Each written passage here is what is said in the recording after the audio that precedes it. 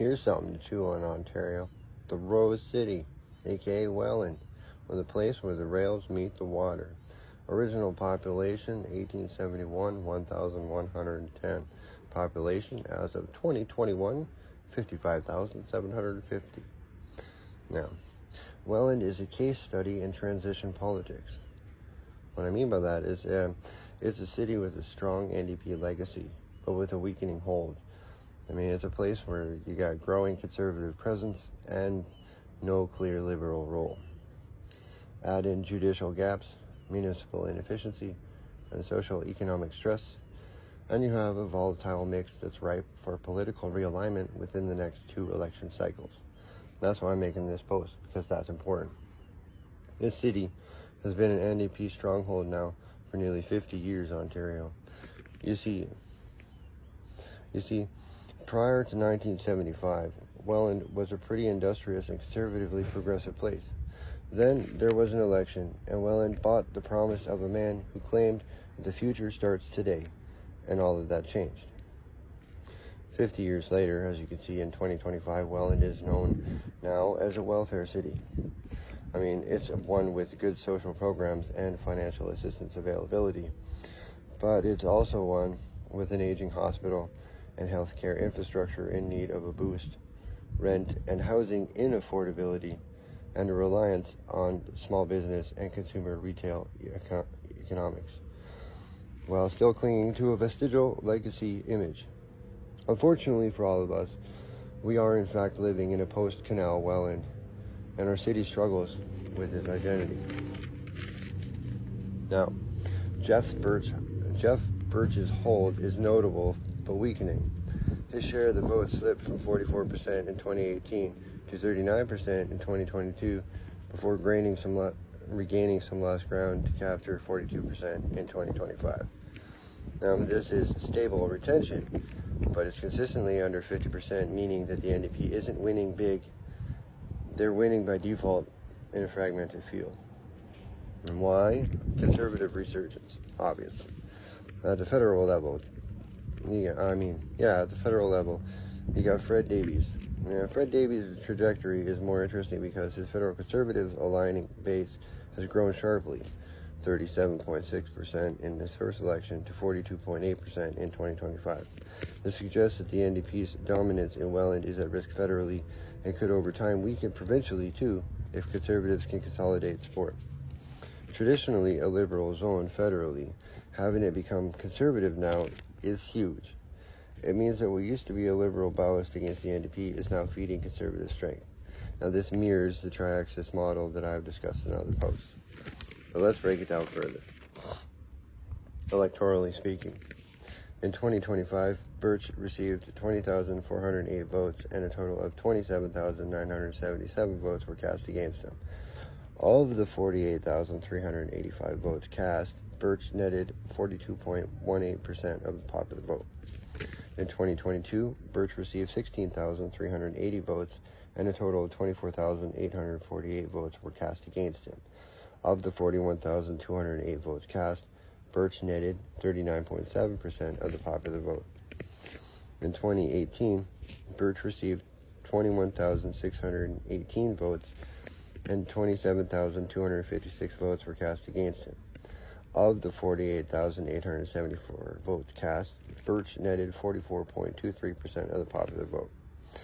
Thus, the average retention of voters during the 2018 to 2025 time frame is around 42%. Bear in mind, this city has been an NDP stronghold for 50 years now, dating back to 1975, as I said.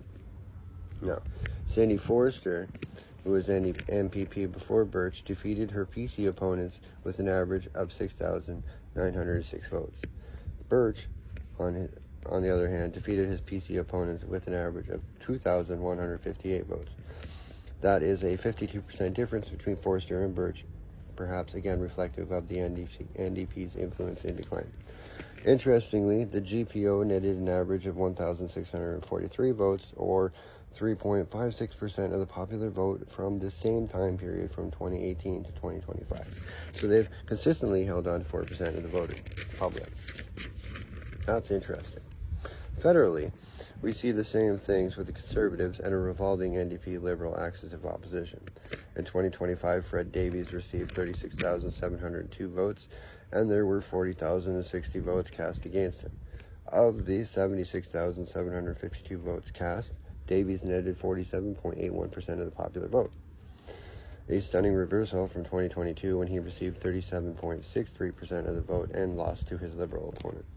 Historically, Welland has alternated between NDP and OLP representation federally for about as long as the NDP have had dominion provincially.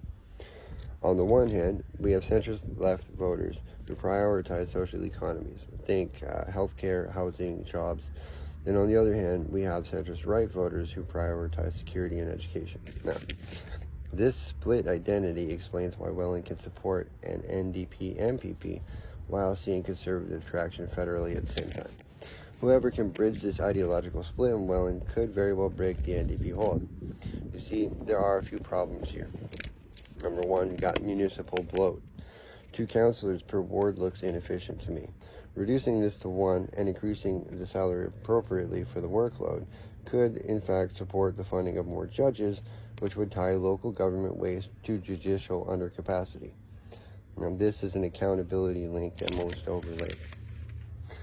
Number 2, 38 judges and only 1 associate justice for the Central West region, of which Welland is a part. Now, that seems stretched to me. Welland's court system is working under capacity, which feeds public frustrations about case delays, among other things. All right, and number 3, the post-canal identity vacuum is real. Without a unifying economic vision, Welland risks being defined by its problems, its overdoses, its unemployment rate, and infrastructure rot. An average of 2,500 votes go to right-wing parties every election. Now, they aren't competitive alone, but they do act as spoilers in tight races, and these votes, while dismissed, represent lost voters to the big 3. And the Greens could expand their influence by appealing to conservative environmentalists. In a city where conservatives are gaining, but residents still value social supports, a Green pivot to eco-conservatism could break into the base. What this teaches us about Welland is that while NDP strength is historical, it is not, in fact, inevitable. It is soft enough that a united conservative push could flip Welland in the future. That's just my opinion, but it is trending that way. Conservatives are already gaining federally. If that momentum trickles down to the provincial or municipal level, the NDP could lose their Niagara anchor. After 50 years, that would be something. Now, even provincially, the Liberals are practically erased. Their old base is conservative now, and we just have to acknowledge that. There may be some that go back to Liberal Party, but most of them will stay in the Conservative camp. So making a real comeback from them in this election cycle is difficult unless there's a sizable demographic shift. You know, fringe right-wing and small business culture signals an appetite for anti-establishment narratives if major parties fail to deliver. That's just my opinion and something to chew on, Ontario.